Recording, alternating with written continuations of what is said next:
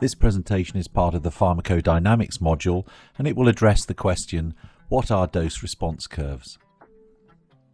At the end of this presentation, you should be able to describe how drug dose and pharmacological response are related, demonstrate how this relationship can be described using the dose-response curve, and describe the effect of competitive and non-competitive antagonists on the dose-response curve of an agonist. In the previous presentation, we were able to see that agonist ligands activate receptors, typically located in cell membranes, leading to signal transduction and intracellular transmission of biochemical messages that lead to a biological response. Although the ligand receptor binding is reversible, at any given concentration, an equilibrium is reached where the rate of association and dissociation is equal and a constant proportion of receptors are bound. If the agonist concentration is increased, the proportion of occupied receptors increases, as in turn does the biological response. On this basis, it is evident that there will be a relationship between agonist concentration and the biological response it produces. In the case of agonists that are drugs, this would be more appropriately called a pharmacological response. Describing the relationship between drug dose or concentration and pharmacological effects is fundamental to the science of pharmacology. When the data relating drug dose is plotted, the resulting curve of best fit is usually hyperbolic. Clinical responses that might be plotted in this way include change in heart rate, blood pressure, gastric pH, or blood glucose, as well as more subtle phenomena such as enzyme activity, accumulation of an intracellular second messenger, membrane potential, secretion of a hormone, or contraction of a muscle. If the same data is plotted with the drug dose represented on a base 10 logarithmic scale, this typically produces a sigmoidal dose-response curve. This representation is more useful because it expands the dose scale in the region where drug response is changing rapidly and compresses the scale at higher doses where large changes have little effect on response. It should be noted that, in reality, it is ligand concentration and resulting receptor occupation that affects response rather than the dose per se.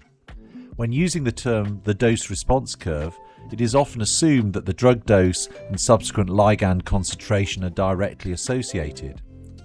Although this is likely to be the case during an in vitro pharmacological experiment in a tissue preparation, the relation between an ingested drug dose and relevant tissue concentration in a human is much more complex.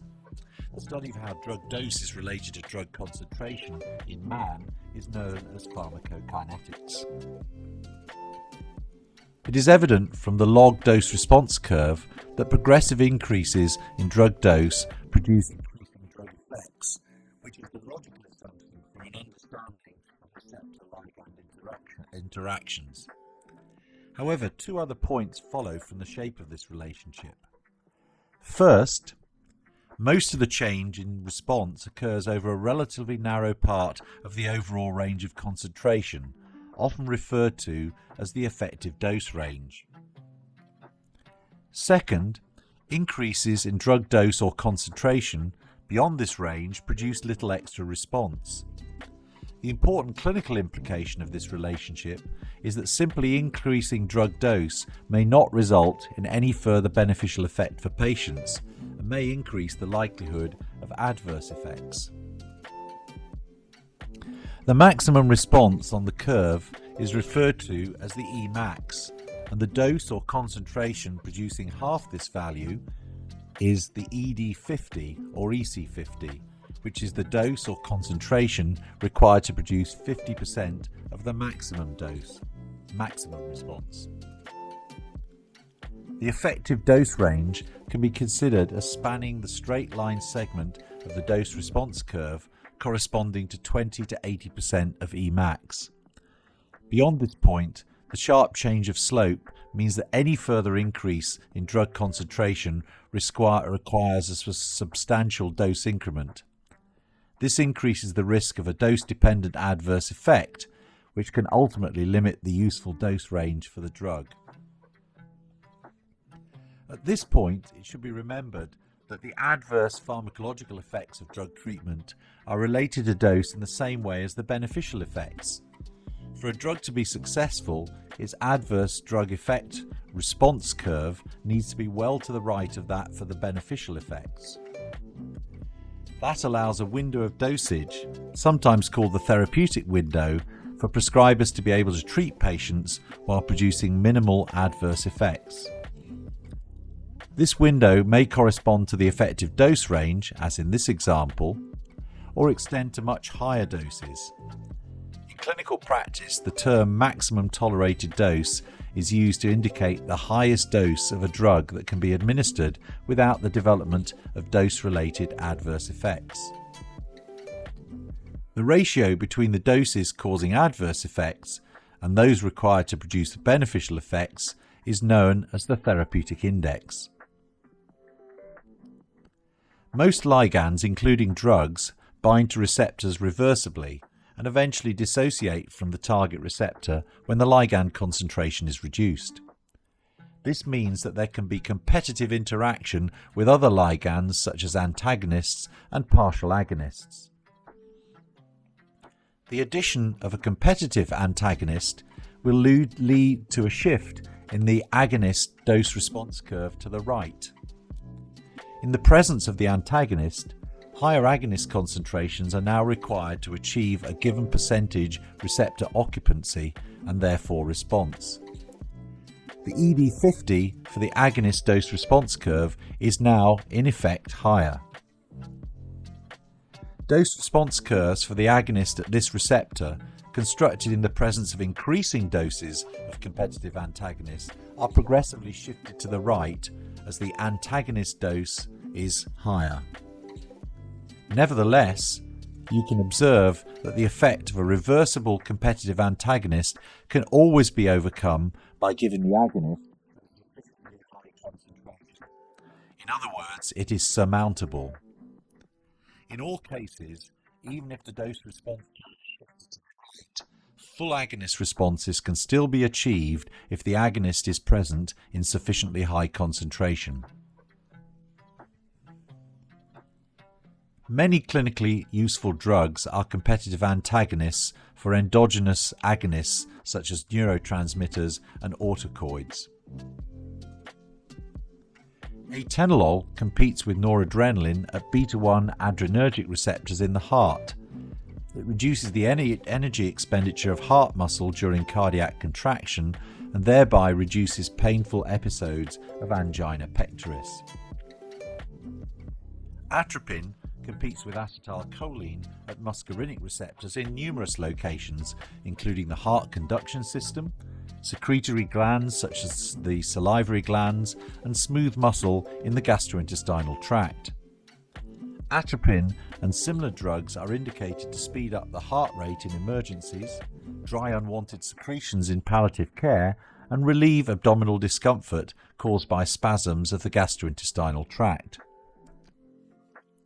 Cimetidine competes with histamine at histamine 2 receptors on parietal cells in the to reduce acid secretion to the benefit of patients with peptic ulcer disease. Naloxone competes with morphine at mu-opioid receptors and is an emergency treatment used to reverse opioid toxicity due to accidental or deliberate overdosage.